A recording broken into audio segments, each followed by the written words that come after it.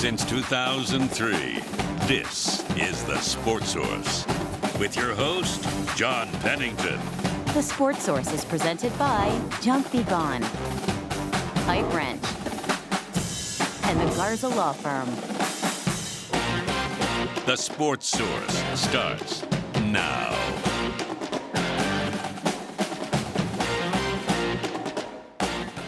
Good Sunday morning. Welcome into the Junk Be Gone studio for today's edition of the Sports Source. Half full or half empty? The Vols, well, they beat Florida yesterday for just the third time since Ulysses S. Grant left the office of the president. They are 5-1. They're still in the top 10. They control their own playoff destiny. At the same time, the offense looks absolutely worse by the week. None of the wins look sustainable moving forward. So, glass half full or glass half empty? Whatever you decide, I'm sure we'll tick you off with our answers today. We're going to discuss that. We'll talk about the positives, the negatives, the good, the bad, and the ugly, basically. That's our show today. Let's dive right into it. Tennessee's 23-17 overtime win over Florida. This first segment brought to you by Junk Be Gone. Oh, if only Mike Such and his crew could haul away the offense from the last 2.5 weeks. Well, they can haul away darn near everything else. You can load it up, or they can load it up. And if what you need removed from your home or your office needs to be demolished first, they can do that too. Junk Be Gone. Learn more at junkbegone.biz. There's a reason, and you know that name. Everybody in town knows that name. Great company. Junk Be Gone. All right. Want to welcome in the first wave of panelists today. We have right over there Jimmy Himes. Thanks for being here. Yes, sir. VFL Will Overstreet. VFL Kevin Simon, who is ripping. I like we're promoting the Saturday kickoff show. I do what I can. Yeah, he's the co-host on our Saturday show. Kevin Simon, thanks for joining us today. Marlon Walls, VFL down there. Thank you, buddy. All right. I'm just going to be quick here. It's better to win ugly than lose pretty. It is. But that was very, very ugly, at least in terms of offense. Will, I'm going to get your take. Top takeaway from last night's victory, 23-17 in overtime over Florida. You know, I was hoping there'd be something that would come out of this game that would say, okay, when we're back at home, our offense looks like this. Unfortunately, our offense looked like Arkansas, and it looked like the other games that I've been seeing. And so now I'm starting to have a lot more doubts about this team, what it's capable of, where it can go. You just look at it, the offensive line, the offensive tackles. I think they had 2 holding calls and 3 sacks, maybe one of those didn't come from them, in the first quarter, right? Like, abysmally bad performance on the offensive line in a lot of places.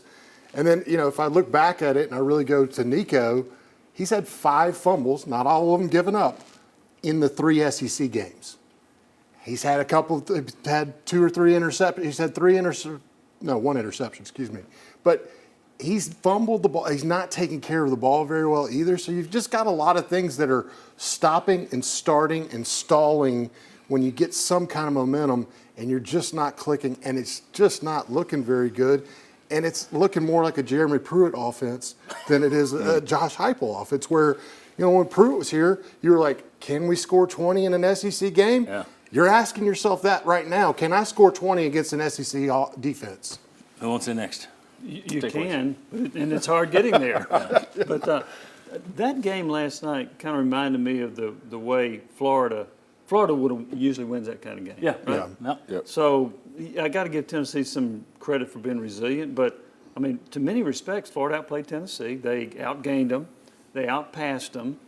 They had 4 penetrations in the red zone in the first half and got a field goal out of it. So a lot of credit goes to Tennessee's defense for being able to help win that football game. The offense is stuck in neutral. They're out in the ocean, and I saw last night somebody was in the ocean and a dead-gum ice cooler saved him. That's about where Tennessee is right now. Looking for the ice cooler. Yeah, they're looking for that ice cooler. But that was the kind of game that Florida usually wins against Tennessee. And Tennessee had dropped 17 of 19 before that game. So some credit there, but gosh, when you watch them, you're like, you can't keep doing this or you're going to pay. You're going to lose some more games if you keep playing like this.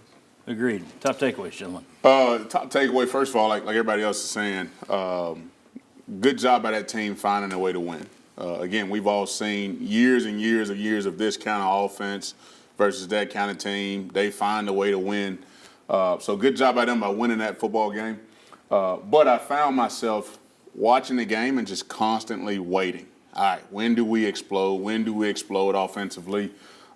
Defense brought it on in the second half, so that was good to see because we were stalling a little bit there too. But I just found myself waiting last night, and I think I didn't see it until the last drive when Dylan Samson was able to push it in to get the touchdown there in the overtime. So it was a rough watch. It was a rough watch, but at the same time, I've got to, as a former player, say congratulations beating Florida because we've always found ways to lose those football games. Kevin. Yeah, and the top takeaway for me is just watching the offense. I like some of the wrinkles that they try to put in, moving the pocket, sprint out, a few more quarterback-friendly throws within it. You know, they had a combination where to the two receiver side, they got a go ball, and then Squirrel would run out and then turn around and just kind of just QB-friendly throw, trying to get Nico in a rhythm. You know, even try to throw a jailbreak screen to Ethan Davis. So they're trying some new things. They're dabbling. What's the next step? There needs to be more that comes in new. And then the other thing is, like, bend but don't break defense. Yep. You know, we were all probably pulling our hair out. I know Will was. You know, watching, he's like, oh my goodness. Yep. But we played more zone against Arkansas than I'd seen us play all season. We played more zone in that first half.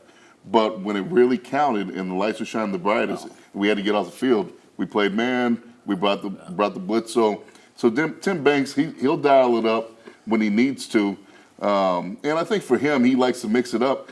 You know, put a little bit of snow on top of all our heads. I thought the defense, that's where I was going to go. I thought they deserve a lot of credit last night. They won the game for you. I mean, that's also the first time since 1969 that a Tennessee team has held its first 6 opponents under 20 points. 1969 was a whole other game than what you play today out there. Yeah. Points are a different beast. Right.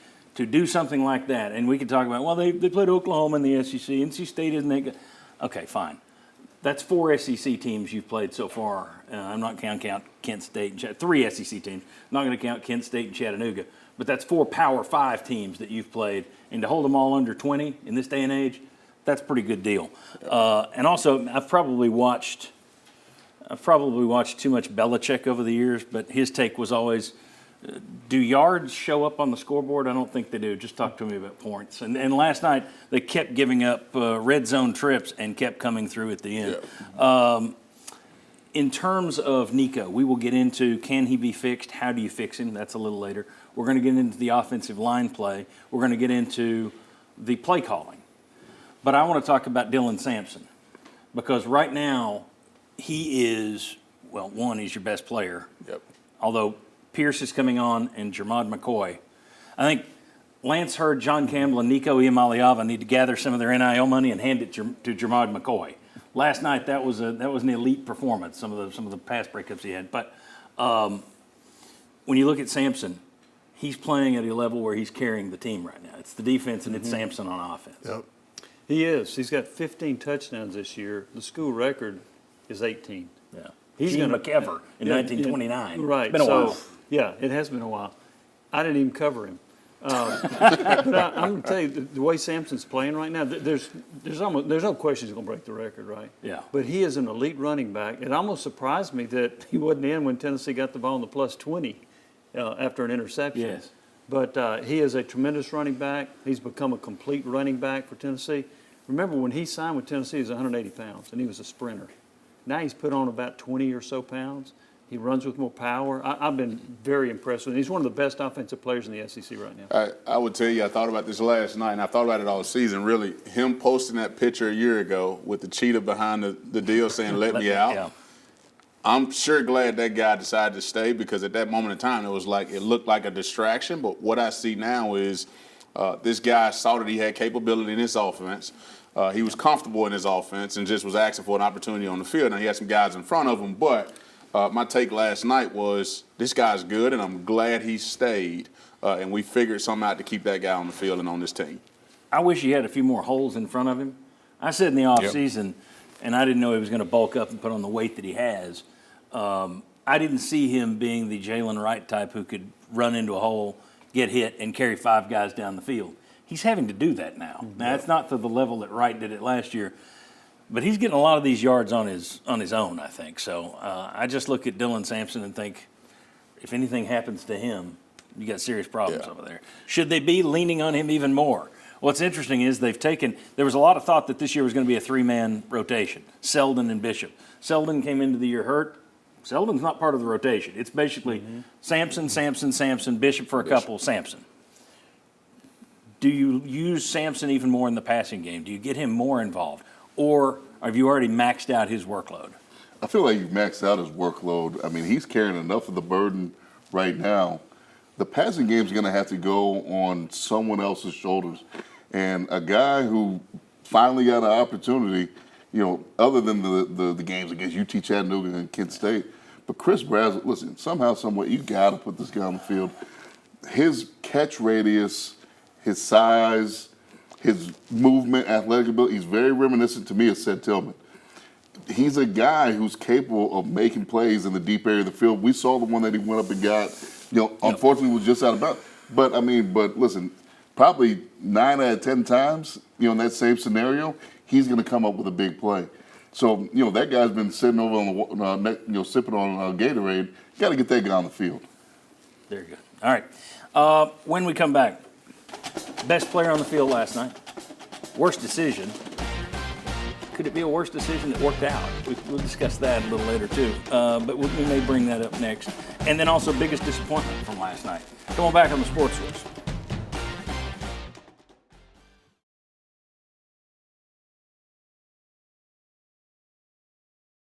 Welcome back into the Sports Source. This segment brought to you by A.G. Hines Company. As winter approaches, folks, remember that any project you start in cold weather will need cold weather materials.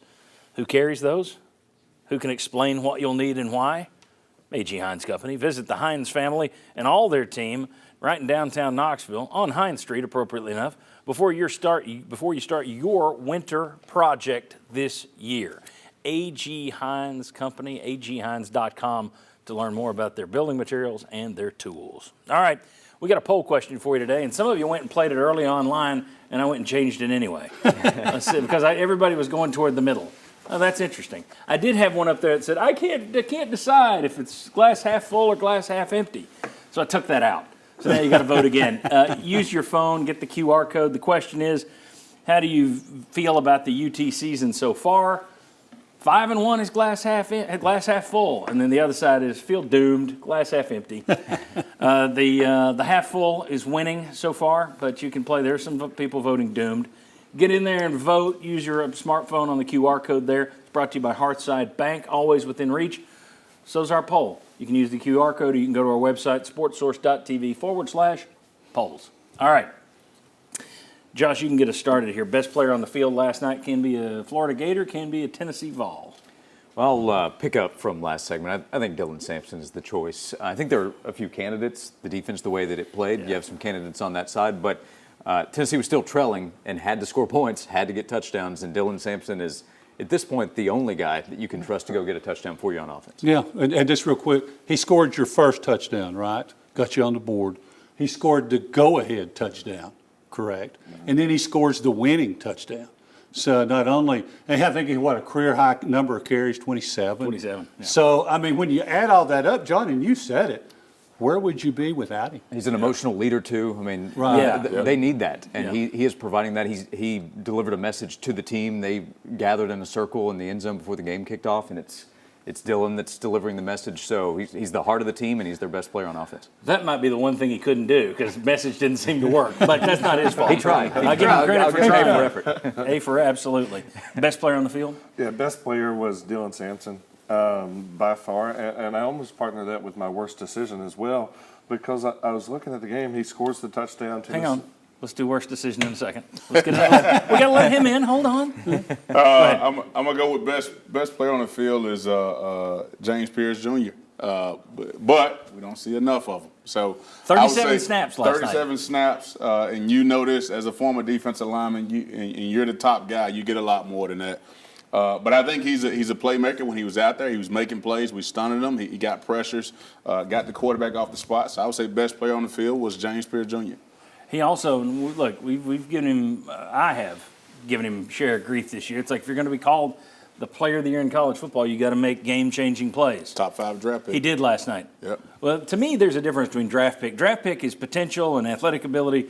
When somebody calls you the top player in college football, you better dominate. Yeah, you better make game-changing plays. Yeah. He made one last night, stripping that ball out of Mertz late in that game. That's pretty good. Worst decision, Daniel. Yeah. So Dylan Sampson scores. Tennessee's down 10-7. We get the interception down on the 25-yard line. I was like, perfect. Go back with the guy that just scored it. We bring in Bishop as running back, and I was like, okay, why are we doing this? And then sure enough, third down, Bishop misses a linebacker pickup, causes an errant throw. Now you're kicking the field goal, and now you're 10-10 instead of 14-10. And it's like, man, if he was tired, just call a timeout. You want Samson in that 20 yards. He's going to go score. Thoughts? Worst decision. My thought process is when you have an offensive-minded coach, I expect be offensive-minded, go score the ball. We went up 17-10 late in that ball game, and keep in mind we hadn't scored in the first 2 quarters, and so this was a big deal. We go up 17-10. We got a chance to put it away. Defense has a great stop. We get the ball back in good field position, and what we do is we run. We're slow, tempo's down. We run the ball again, and then it's 3rd and 10. We throw the ball, and now we're going to punt. And for me, that looked like we were conceding. Hey, we're going to let defense win the ball game for you again. And what happened was we've seen Oklahoma, we got some scares there. Defense was awesome. But in Arkansas, we did the same mindset. Let's go let the defense win the football game, and we couldn't win it. And so that I knew then Florida turns around and goes score the ball. We're tied up. Yeah. So put your foot on their throat when you get a chance to and put the game away. Is there time to give Billy Napier a worse decision at some point? End of half, for sure, when they had the 10-second runoff, when he had used a timeout, well, that turned out to be when pretty the big, clock didn't it? is stopped. Yep. And I was thinking when they, at the end of regulation, when they were showing that weird formation, and you're thinking, boy, have they got something up their sleeve, and it's just like he was showing it. You think he would go back and go for 2 right then? He felt that his comment after the game, I think he said he felt that Tennessee's timeout, they called the timeout and they were ready for it. Yeah. Yeah. So they go back to the sideline and decided, okay, let's just go play overtime. Okay. Yeah, I what he didn't said. have a problem. That's a good question, though, on that decision not to do it. I'm sure he's getting eaten alive at Florida today. But I probably would have done the same thing. Looking at Tennessee's offense, Yep. I would have felt like, let's take them to overtime because they're not going to score. That was the same thing I was going to say. Yeah. You can't score. Unless you've just got a play that you feel is golden, that you've got that you're either going to call and he right did. Marlin, short yardage or something. If the game's on the line, we're going to run this. And you practice it. So, I mean, I'm not saying that was as much, but the end of the half was classic Billy Napier. Worst As decision. as 2 of the players that rule was created against, it was awesome to see it used against Florida. Yeah. Yeah, I think Tennessee fans were glad they didn't go for 2 just because fans have seen so many different ways to lose to the Gators that would have been a new one to add to the list. Worst decision last night? So they're candidates on both sides. I consider the going for it 4th and 1 on their own 10, which I know is coming up in conversation, but it didn't cost them, so I'm not going with that. But I don't get it. I'm going to say the 4th and 1 that Florida ran middle of the second quarter, where they go wide with Wilson's a terrific athlete, but you need a yard, and they tried to get 15, and it didn't work out. So that's one of several examples of Florida costing themselves. Tennessee played a role in that too. Tennessee made a play on it, Right. but Florida kept shooting itself in the foot to help Tennessee in the first half. Which is very rare in that series. As we talked about in the first segment, usually it's Tennessee finds a way to lose, and last night Florida contributed to their own demise. All right, very quickly, we're going to have 15 seconds each here. What was your biggest disappointment from last night's game, Chuck? My biggest disappointment was Keenan Pilley gets hurt early, and it doesn't look good. And then you look at that, and also I feel bad for Graham Mertz because both of them could be out for the season. And Mertz was playing well. Yeah, and he was playing really well, but both of them could be out for the season. And you just hate to see that happen to anybody. All right, biggest disappointment. Tennessee's offensive line play and the tackle performance. Disappointment's an understatement with the tackle performance. I would say Nico, but we're going to go there in its own segment soon. So I'm going to throw in, I gave Jackson Ross some love a couple weeks ago. I'm rescinding my love. I thought just those last 2 punts, those line drives there at the end. I mean, the last one especially. The defense has been, the offense is doing nothing. They keep coming out there. They've lost players. There's all the reason in the world. You know this. Defenses can get demoralized and finally just break. they're trying to hang on, and you give them the ball at the 31-yard line on the punt return because you kicked the line drive. Jackson Ross, you get the love, you have it taken away. Rescinded. Daniel Hood, biggest disappointment. Chuck stole my first one. Josh was on my second one. So my biggest disappointment now is how much money we paid Lance Hurd, and it's not going to Gerard McCoy.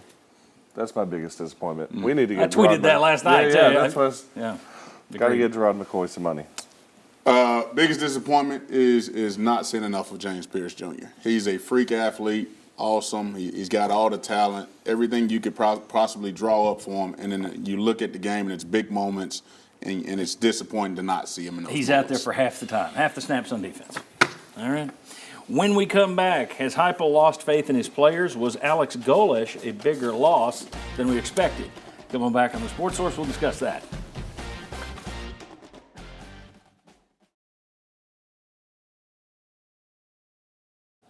Welcome back to the Sports Source. This segment brought to you by Uncle Jim's River Cove Campground. Brand new campground, ready for fall camping. So many people love to camp in the fall. And all the campgrounds in Sevier County, they're all booked up except for this new one. This new one's got great deals. Give them a call right now. Right on the Little Pigeon River, 10 minutes from all the major attractions. They got premium RV and tent sites with full hookups. Learn more about Uncle Jim's River Cove Campground by visiting the website rivercovecampground.com. Do so today. All right, back with Chuck, Jimmy, Kevin, Marlon. We talked about Josh Heupel not seeming to know what he's doing last week. It's just kind of, am I pushing the tempo or am I trying to kill clock? Do I want to score here or am I trying to kill clock? And there were series last night where I saw it again. It's like with the first and second down, don't go with the third down, and the second down doesn't mesh with the first and third down. I had a text from a VFL last night who said it's like the coaches don't trust the players to execute what they call. Now, I can't blame them for feeling that way, Marlon, but at the same time, this does not look like the same offense in any way, shape, or form from play calling to tempo that we saw 2 years ago. No. One of the things I found myself doing last night was like, we get a play, and I'm literally screaming at the TV, go, go, go, because I understand that. First of all, our tackles are struggling. We're not having the best game. I think that other opposing defenses are able to watch our offense and say, hey, their two tackles are not that great. But what we did 2 years ago was we really sped up tempo. We were fast. And so now you're talking about a guy like in Will Anderson at Alabama. We're having a good game against him because we've got him tired. He's gassed out. And any defensive lineman to tell you up tempo is a problem. And so I found myself last night saying, hey, why are we not going fast? And even when we're going fast, John, I don't see us sprinting to the ball like we were 2 years ago. And so that made me think, man, I think we're really missing Alex Golesh. I don't see players hustling to the line. I don't see guys with a sense of urgency even when we're in up-tempo. And it just makes me wonder if Alex Golesh was that guy at practice that made sure tempo-wise we got to get to the ball fast, and it's our advantage. We asked, hang on one second because I'm going to show you from yesterday. Kevin and I were doing the Football Saturday Kickoff, 11 a.m. WATE. We talked to Ollie Lane, who was over there under Golesh, under Halsley. Asked him yesterday, is that a big difference? Gave him kind of a true-false question. Let's see what he said to say. Losing Alex Golesh was a huge blow to this program. You were over there. Talk to me about the difference between Golesh and Halsley. I would say to a point there's some truth to that. Obviously, they missed the experience and the knowledge that Golesh had when it came to calling plays in this offense. He knew it, front hand, back hand, everything that he needed to call effective plays. And I think it took the stress off of Heupel then to know that someone back there is experienced and knows what I want to go to as well. I think with Halsley coming in, he's going to get to that point. It's just giving him more and more opportunities in that role of being this true play caller, calling the schemes and everything. You know, I think the responsibilities of Heupel stepping up to call more of the plays after Golesh left has happened. And I think it's slowly getting more and more ingrained for Halsley to be the head play caller. But obviously, just getting that experience that Golesh had, you can see the drop-off in the offensive production. I'm going to give you the final word, so hang with us. I'll let you two go. Thoughts on Golesh versus Halsley? Do you think there's an issue? That's so hard for me to say because I think Heupel's calling the plays. and I think Heupel called the plays when Golish was here, at least for a year. And then then you read in the media guide, well, Golish is calling the plays. I'm not really sure what's going on over there. My opinion, without knowing all this stuff, was that Tennessee missed Golish's ability to identify a team's weakness, to take advantage of that weakness, to set up a stack formation with your receivers, and we're going to get Jalen Hyatt lined up on that guy. Right. I thought that's where Golish's strength was. But to hear Ollie Lane say it, it's a little different. He should know more than I do, but I thought that's what they missed most about Golish. Chuck, thoughts on Golish? I think they miss him, and I thought they have. I mean, if you don't know at home, the head coach, South Florida, right, 6-year contract, 20. I think you have to miss him, and I thought it was as much his influence in practice and preparation from what I saw on some of the stuff. And then Tennessee, you're a running offense, supposedly, right? If you're a defense, do they scare you that they're going to be able to line up and run the ball? And then it's they're having to bring in defensive linemen to do it. So. Right. And then how many? Kent State, it scares the hell out of you. Yeah. How many 3 and outs do we see? When you get behind, I mean, it's just, no, you have to miss it. Final word, Kevin. Tell us we're all wrong that has nothing to do with Golish. Or does it? So, honestly, for me thinking about it, it's like, I think I gave the analogy, when my grandmother used to cook brownies, you know what? Hey, she let me help. Right, I used to get to stir, but at the end of the day, there's grandma's brownies. Right. When I try to make the brownies now, they don't taste quite as good. So, Heupel's still the straw that's stirring the drink. But I think upon further review, and I had a conversation with Brent Hubbs, and I was like, you know what? I think he's probably more like right. If you think about Golish, who he is, Russian descent, if he's from Russia, kind of a crusty, gruff, matter-of-fact guy. He'd been at Illinois, he'd been at Toledo, he'd been other places, Iowa State. So unlike Joey, where he's always been with Heupel, he has a different perspective on some things. So I think that part helps. The other thing, I think one underrated thing about going back to what you're saying about the tempo, it'll gas the defensive line, right? Yep. You don't rush the same. Yep. Well, here's the thing about it: our 2 tackles missed a lot of camp.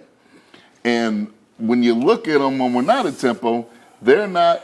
It takes, like I was talking to Ollie Lane. Ollie was saying it takes a level of fitness to be able to go at tempo as a tackle, play after play after play. Our tackles are having issues not going at tempo and performing and executing. If they're tired, how are they going to? So I think that's an underrated aspect that we don't talk about. Those guys aren't ready to go at tempo. I think that's part of, if you talk about Heupel not trusting his players, I don't think he trusts those guys to be able to execute at tempo the way that we need them to. All right, very good.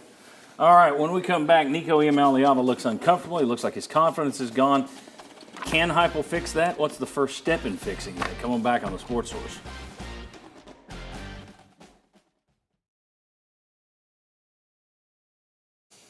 Welcome back into the Sports Source. This segment brought to you by Southeast Termite and Pest Control. It is an annual event, folks. Temperatures drop, bugs try to get inside your house. You see a nuisance, they see a nice warm winter retreat.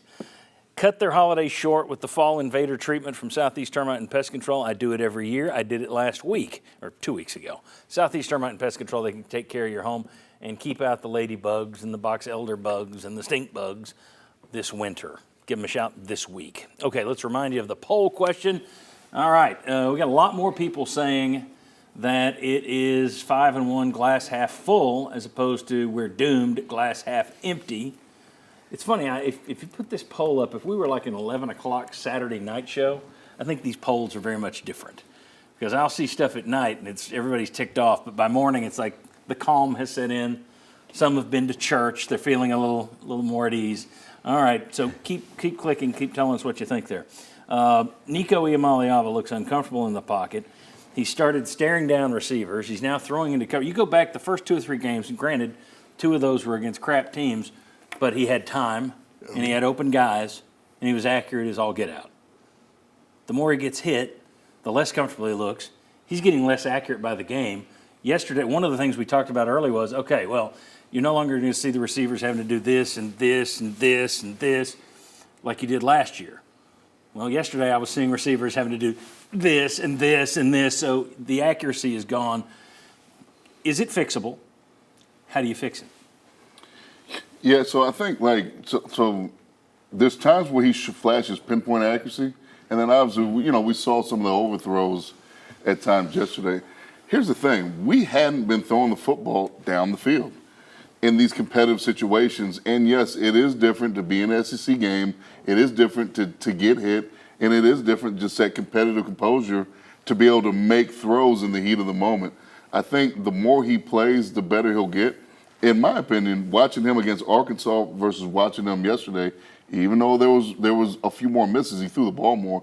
But when he was on, just moving the pocket and being able to deliver the ball, some of the quarterback-friendly throws that he made, I felt better about him. Okay, well, at least we can throw the football. I felt worse, but yeah. I trust the NFL scout. At least we can throw the football a little bit. I just think at the end of the day, you have to move the launch point. You can't. There was more drop back situations. I'd like to see them move them even more. I really don't want to see them in drop back that often, just because you really can't protect. And there's going to be times where you cross the 50, and all offensive guys, they're going to take a shot. I get that, but go ahead. Let's high-low read.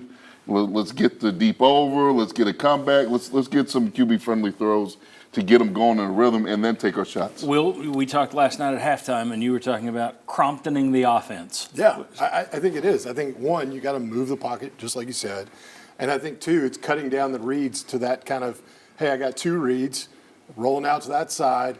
If I don't see it, guess what, Nico? Run. If it's not there, take it. Simplify this and get it easier for him to think, to where there's less things to think about. I mean, when a guy's struggling, in my mind, and these accuracy and those other things, it means he's not feeling comfortable, right? He's not really seeing the field like he needs to right now. So I think you got to simplify some things and get him out. But the other thing I saw too is he's got to stop trying to step up in the pocket, in my opinion, to escape. He's got to step back and go to the outsides just as a rollout. Well, the tackles keep leaking everybody inside. Yeah, everybody's coming inside. They're too much inside. He's not. As soon as his eyes drop, he really just needs to think about going back and rolling out and getting outside the pocket, because then at least he's got the option to run it and press that coverage to the line of scrimmage of getting close and seeing if a DB comes off their guy. I don't even think he looks as comfortable now. I mean, go back to the Iowa game. He looked like, okay, I'm decisive. I'm taking off to run. We commented on that, wow, that's a different from Milton. Milton had that, should I run, should I not run? Nico read it, hit it, made his call, and did it. Now he's looking uncomfortable on the run plays. He looks indecisive to me on that. I just think you've gotten his head and destroyed his confidence. I don't know how you rebuild it. You're hearing these guys talk. What are your thoughts on Nico and the situation, Josh? We did come into the Iowa game saying, well, next year he'll get the full complement of the offensive line, so his protection will be better. And that was a misdiagnosis looking to this year. So, the interception he throws late in the first half, what's one of the first questions we asked? What did he see to throw that pass there where it was easily picked off by Florida? So if you're trying to move him, you're probably trying to help him with what he sees, right? I would also wonder, are there ways to try to utilize the skill set of what they brought in, like a guy like Chris Brazzell? He makes an impressive catch over the middle. They try a shot down the sideline late in regulation, and it's incomplete. It was a good throw and catch. It's just incomplete, but it was one where Brazzell was able to come down with it. Taylor Green is not incredibly he doesn't have great accuracy. Right. But they took shots against Tennessee, allowed the receivers to make plays. Armstrong did against Tennessee. I still think Tennessee, they may not have elite wide receivers, but Brazzell has a skill set where you can put the ball up and he has a chance to come down with the football. Take more of those shots, see if you can hit some of those plays, because they just haven't been there yet. I would also, just very quickly, we talked about it on the Saturday show, and we've talked about it all. Design more runs for the guy. If he's looking indecisive, it doesn't all have to be a scramble. Design one. Make it a quarterback run, period. You are taking it and you are going. Force him into that. His legs have to be a part of this. If his arm's not going to be what you thought it was for now until you fix it, at least use his legs, because we know he's got those. Especially if somebody comes out in a 3-2-6 again. I mean, quarterback sweep. Running back's going to be my lead blocker. You got numbers, and if you got a guy that can actually pick up and run with his feet, that's the perfect time to say, okay, we got numbers right now, but I'm going to use my quarterback to be the running back. Let me give you guys some numbers, just a very quick yay or nay on this. Let me put up some stats. I thought this was interesting. I wanted to see, how are we judging this kid as he's starting his first 5 games? Can we put up the graphic? I don't know if we've got the graphic. Okay, we may just move on here. Oh, there it is. Okay. First 5 starts versus power conference teams. So I went back. I just wanted to compare it to the best of the best. You got Peyton Manning's numbers. You got, in his first 5 power starts, he was a true freshman. T. Martin was a junior. Casey Clausen was a true freshman. Nico is a redshirt freshman. They're all kind of remarkably similar through their first 5 games against big conference foes, especially when you just look at total yards. It's like 10-21, 10-23, 10-12 for everybody but Manning because he didn't have any rush yards. Well, neither did Casey, but Casey was throwing for a lot of yards. The gist, though, is, and here's my question. Just give me a quick answer. This shows us that maybe this is some perspective we need, that young guys don't always hit the ground running, new starters, I should say. Or B, nah, that's fuzzy math crap, I'm not buying it. Is it perspective or is it crap? I think all young players are doing this. They're getting better just as the more you play. Yeah, the more you play. So now the touchdowns is alarming, but again, I talk about how the receivers haven't stepped up. I think that's part of it. I think the best coaches I've been around, they have a way to understand the strengths and weaknesses of the roster, and they do things to maximize the roster strengths, minimizes weaknesses. I think we got to get more to that. I suggest like running the pistol. I think that helps you get your run game. Good. More easy reads, some of those types of things, moving the pocket for Nico. But it seems to me like you're leaning toward maybe that's some perspective. Yeah, there's definitely perspective. Perspective or crap? There's some perspective in there. I mean, I still have to say he was going to say crap. He's going to get better over time. But the part that's alarming is the touchdown in there, and I do touchdowns through the air. Touchdowns through the air, and then just the eye test right now to me. He's getting worse. That's the problem. See, I thought so. He started great, and now he's escalated down. That's my big issue. Peyton and Casey couldn't run. T could, and he did. That helped as well. All 3 probably had better offensive line play in front of them. Very much. Yeah. I mean, that's not a strong statement. So utilizing Nico's legs, I think you could come back to that too. All right, very good. When we come back, the offensive line just keeps getting worse. It's like every segment. This group gets worse. Is it time to bench? It's time to bench some guys, just start from scratch. Yes. We'll tell you who. Come on back.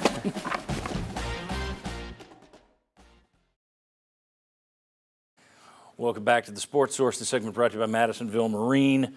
Incredible October deals continuing on through Halloween down there. Big rebates, up to $5,500 depending on the model of G3 fishing boat you get.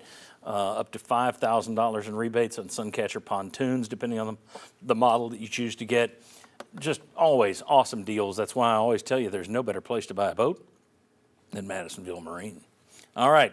At a key point last night, Tennessee started driving. Nico completed 3 straight passes for back-to-back first downs, and then sack, followed by another sack,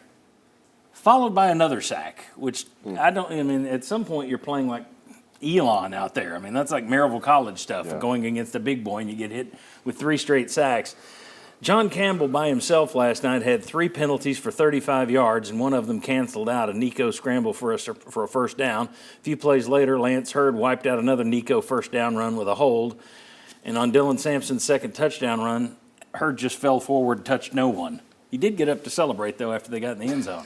Are these guys – Kevin mentioned the fact they missed time in the offseason. Hurd has missed time during the season. There may be injury concerns. Tennessee won't tell you.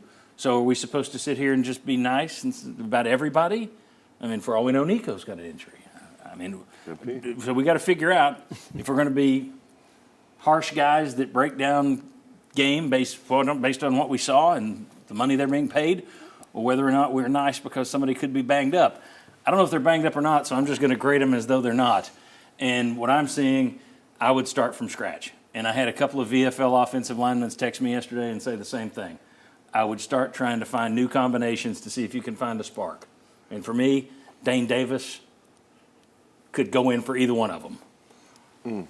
I don't think you watch the tape and you just say this is not SEC level performance at offensive line, right? Like this is not. You can't take this and go win a lot of games with this performance that we're getting from both those tackles. I mean, that is the tape. Like you said, is it injury? Is it this? Is it that? I just know what's not working on the field is not to an SEC level of competitive football. Right now, it is losing football to have both those guys out. Unfortunately, you'd hope that one would be okay and the other would be the weakness, and we'd be just trying to work on one. Yeah. But it looks like right now, if you just take them, you look at both of them. If I'm the defensive end, so I'll just look at it from this way. If I am a defensive end going up against this team, I am salivating because I know I will get at least 5 shots on the quarterback. So let's say, hopefully I can get 2 sacks at least of those 5 shots. But against this group, I'm not having to change up or think about any big thing. I've watched enough tape on these guys to know, listen, I'm rushing upfield. He's going to overset after I beat him up the field once. I'm going to come under. I got it. And so when I look at this, it's just not a very good offensive line. This is more one of those teams you play in the off week that you're going to beat by 40. This is what their offensive line looks like. Daniel, you played offensive line for a couple of years before moving to the defensive line. How tough is it to try and fix an offensive line on the fly? Well, I played on a lot of bad offensive lines too, and didn't even get it. And I So couldn't you even, can relate to this. and I couldn't even crack the starting lineup on those, right? But and I was sitting there thinking about it, and I was like, I remember Juwan James coming in, who ended up playing really well, but he was really bad as a freshman. But these are older guys, and the only thing you can really do to fix it is to take him out of the picture, which they were talking about rolling the pocket to where it just eliminates half the line. That also eliminates half your field. But I think at this time, and I was talking to Jimmy off air about it, is you've only had 2 guys that have went to the NFL on the offensive line over the last 4 years, both of which were not recruited by this group. You have to start looking at who is evaluating talent, who you're bringing in for those things. And if you're confident in your coach that's coaching it, do you have a secondary changeover like you did with the secondary this past year because you knew Martinez was a good coach? There's some questions that you got to answer because you can't win long-term having an offensive line playing like this. Jimmy, go ahead. 2 things I don't understand. One, I don't understand why Tennessee can develop defensive linemen and not offensive linemen. What happens to these 4 stars offensive linemen that they bring in that don't play at a high level? Now I think Cooper Mays is really good, and I think Spraggins is good. But Yes. What about all these other guys that you brought in? The other thing is this. I talked to a guy that was on the Miami staff who said John Campbell is a very talented player. He's going to help Tennessee a lot. I talked to a former Tennessee offensive lineman yesterday. He said, I saw Lance Hurd at LSU. He was a hell of a player at LSU. I don't know what's happened to him. I don't either. Is that injury? Is that Now, bad coaching? I will say at LSU, they have Harry Heastan as offensive line coach, who is the one who developed Juwan James, Zach Fulton, James Stone, Anthony Richardson, who all played in the NFL from here. Yeah, I didn't know that. So this is tracing back to Ellerby. I was just going to say the question I had for you, is it a concern that we're sitting here looking at where the problems are? They're not doing anything to change them. Does that tell you, our thought coming into the season was, boy, they don't have any depth. Is the front 5 going to be okay? Because if somebody gets hurt, we don't know what you got back there. The fact that they aren't making these moves suggests they know they don't have other options. That's where it becomes, in my opinion, unless it's injury related, it's not fixable. I don't know how you fix it. Unless you've got guys that have sprained MCLs, and we're not knowing about that, and that's impeding their mobility and their ability to block. We talked the first couple of years, this offensive line, and now the system masked the offensive line. Yeah. Well, that's the tempo, and you can't run tempo right now. Yes. You're not living in tempo. And why are you not running tempo? See, that's another Can question. the tackles too. not do it? Are they not or good enough is shape? the quarterback not picking it up quick enough? Yeah. I don't know. All Mystery. right. Mystery. When we come back, rapid fire questions. I put these in here because it helps us catch up on all the times we go over. So rapid fire questions next.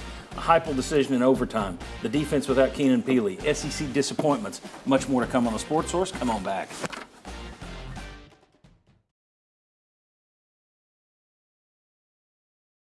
Welcome back to the Sports Source. This segment brought to you by Daniel Hood Roofing. Did you know the color of your roof can save you money? Do you know that the difference in heating and cooling costs between metal roofs, asphalt shingles, and tile roofs?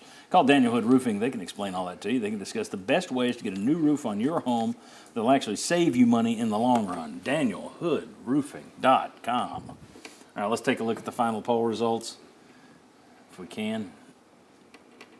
There we go. What do we got? I can't read that. Josh, you're closer. Your eyes work? Yeah, 60 60%. 60, okay. 5-1 is glass half full. Yeah, so 60-40, that's a pretty good split. Okay, 60% say glass half full, 40% say glass half empty. So you got more negative. Way to go. All right. Thanks for playing along. I appreciate it. All right, rapid fire questions. This is going to catch us all up. So everybody's got like 15 seconds, and I can't rebut. Hey, good. Jimmy. Jimmy, Tennessee got into chip shot field goal range pretty quickly in overtime.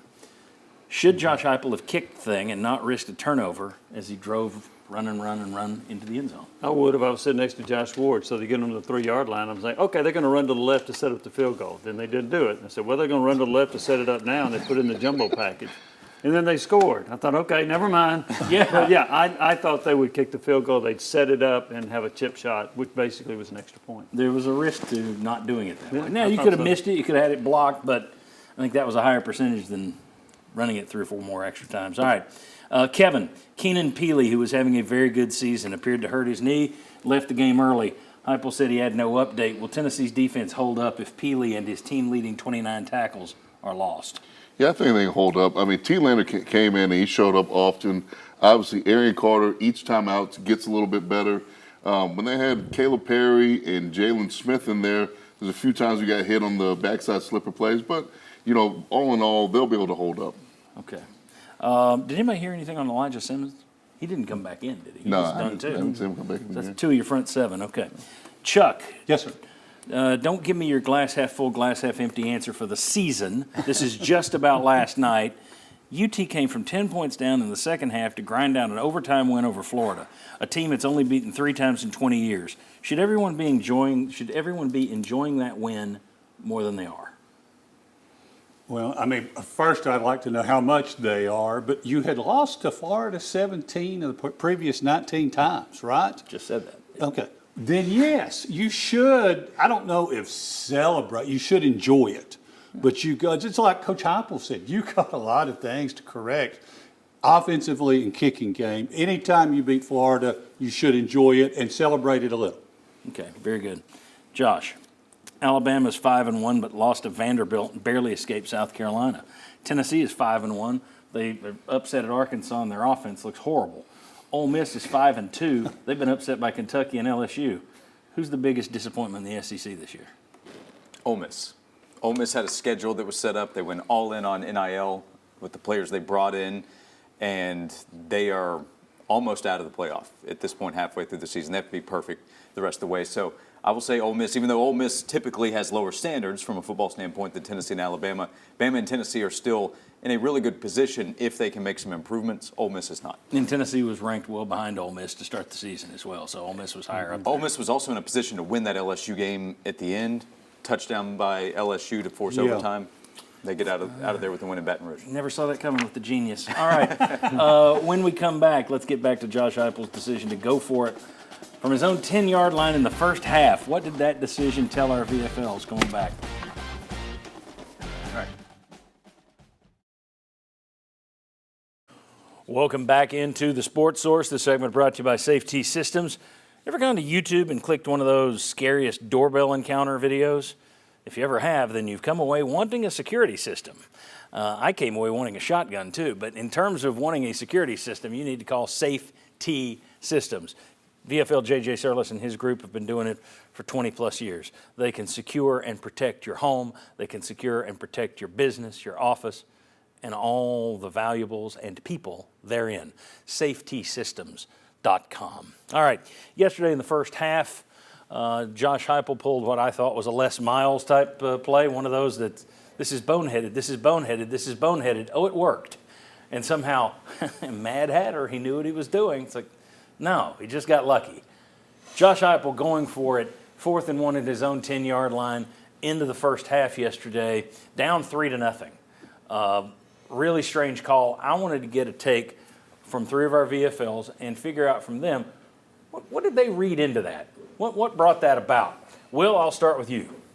Yeah, John, the only thing I could really think of, took it from me, is it's an offensive coach that is so frustrated with the production that his team is having. He's like, get out there and get it. And I think it was an emotional decision. I think if he thought about it twice or three times, I don't know if he goes and makes that decision, but I think he was so frustrated with what he was seeing on the field from the offense, and he just said, hey, I'm going to put him in there and we're going to try to light a fire and see if something happens here. But that's the only thing I could come up with because it had so much more risk than there was reward in my mind to go for it right then. What about you, Daniel? So I may be a little contrarian here. Like I remember when I was coaching, or not coaching, but playing under Coach Chaney, that if you don't get a first down in that scenario, statistics say on average 4 points for the other team the other way. And so when I was watching this play, how many snaps our defense had played at that point, I was sitting there thinking, I was like, he knows that if we just kick it right here, we're going to give up points the other way. If I can just get one first down just to give us another 10 yards, that reduces the chance of getting the points, and then it also gives my defense more time to rest. And I think the defensive rest was more important than anything on top of that at that point. And it came out and worked for him. I think it was a offensive coach that needed offense. Yeah. I think he was frustrated with the lack of production offensively. You think about it, we start the game off, we're getting a good drive, we drop the ball, fumble the ball, they get the ball back, and then we stalled after that. We couldn't get on the same page with receivers. We couldn't get enough time. I think he felt like, as an offensive coach, my job is to produce offense. I'm going to take this risk right here and say we need to get this play in order for our team to get headed in the right direction. Shoot or shoot. That's it. You got to. The problem for me, though, is like even with your saying, Daniel, is like giving up those points against our defense, against Florida right now. I mean, like even if our defense is tired, I trust them more than my offensive line and my team being able to come up with that 1 yard. Yeah. So I still looked at it as there was more likely to give up points than help you out. Well, I was just thinking about, and the reason I thought about that is we know John's a big Patriots fan, right? Like, think about the years that they had that defense that gave up so many yards, but when they got in the red zone, their red zone defense was so stout they never gave up touchdown. You look at how this Tennessee defense played against Oklahoma, the amount of times that teams have not scored going into the red zone against them. I think he just relied on how much confidence he had in his defense in the red zone and said, man, our offense, we got to have this shot. We got to get that first make to build up the momentum later. Well, I think he's frustrated, just like we're frustrated with the offense. Absolutely. And last night, seeing that call, that was something I've never seen before in all my years of watching football. At your own 10 inside the red zone, 4th and 1, and you go for it. I think he's just as frustrated as we are as far as the offense production. Maybe that's why it worked, too, because nobody thought he was going to do it. Even Billy Napier was like, there's no way. Yeah, exactly. They're going to call us off. They're going to pull us offside. Yeah, I definitely think. I think there's a lot of frustration built up. So I don't think we are the only ones seeing problems, John, and going, why is this offense sputtering? Why is it not doing what it needs to do? I think it's more. I think he's the same boat as everybody, wondering what can get this going. All right. Yeah, to me, the bad thing about it is you came back, you took the lead in the second half, you won the game in overtime. If you give up a touchdown there, I don't know that you come back from it at that point. I don't know that you come, and you would have ended the game in the first half, in my opinion. The risk far outweighed the reward, especially since you wound up turning around and throwing away an interception there anyway. But I thought it was one of those decisions. It reminded me immediately of Les Miles. Just bonehead decision against the book. You ask yourself, what's he doing? And then it worked. So be glad it worked that time. I'll be interested to see if he ever does anything like that again. When we come back, the Vols are going to host a suddenly sketchy Alabama team. Let's preview that game with a round of will they or won't they. Come on back.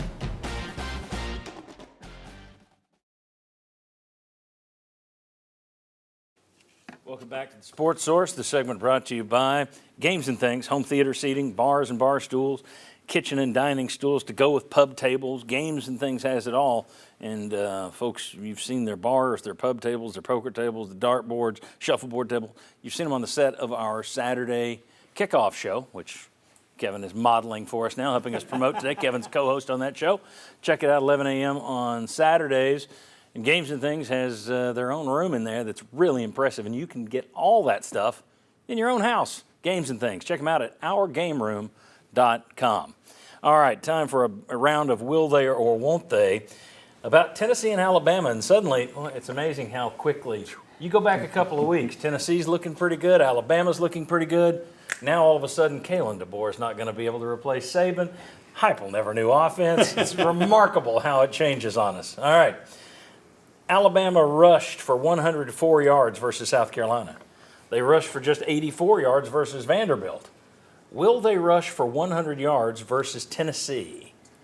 We got Will Overstreet says they will. We'll start with you then. Why? Got a quarterback that's really good, Heisman Trophy candidate. I mean, it just takes a little bit to get over 100 yards for him to have one or two breakouts on a scramble to get a lot of yards. So I just look at him being the X factor of how they get to that 100 yards. Jimmy, will they go over 100? Yes, they will because of Jalen Milroe. Okay. Next question. Tennessee is averaging a whopping 46 points per game, or 22.5 when you take Chattanooga and Kent State out of it. Question. Will Tennessee score 23 or more versus Alabama? We got 2 yeses and a no. Overstreet's back to his Willie Raincloud ways. We talked on the phone last night, and I said whenever I buy in on a player or a coach, it's the kiss of death. And you said whenever I go sunshine, away from Raincloud, it's doom. Go the other way. Go the other way. If I go sunshine, bet the other way. That's the way you win money, right? Okay. So listen, they're against SEC competition. They're just not averaging that many points. You look at this team, and I said it earlier when Jerry Pruitt was here. I always said 20 points was a hard get. I was always nervous we wouldn't be able to get 20 points. Right now, that's the kind of the offense we're looking like when we face the SEC defense. Josh, will they get to 23? The offense won't. Defense might? Defense, special teams will have to help get there. Okay. Next one. Freshman receiver Ryan Williams, averaging 90 yards per game and a touchdown. Will he get his 90 yards and a touchdown against Tennessee? Now this defense has played well enough to deserve some amount of respect, guys. I'm disappointed in you. You're all just so negative. All Seen right. him play? Kevin, does Williams get 90 and a touchdown against the Vols? Yeah, I don't think there's any doubt about it. He's going to get his yards. Jamal McCoy, as good as he is, I mean, this guy's still going to make his catches. He will not. That's a good matchup. He will not. He will not. He wasn't much of a factor yesterday in South Carolina. That's right. He's too young. All right, here we go. Alabama's allowing 129 rushing yards per game. That's the bottom half of the SEC. Will Dylan Samson rush for 115 versus the Crimson Tide? 2 yeses and a no. Why, Marlon? I think Alabama's going to look at our tape and understand that the only offense we have right now is Dylan Samson. And I think you're ready to take your chances and stack the box and make sure that guy does not get to 115 yards first. Florida tried to.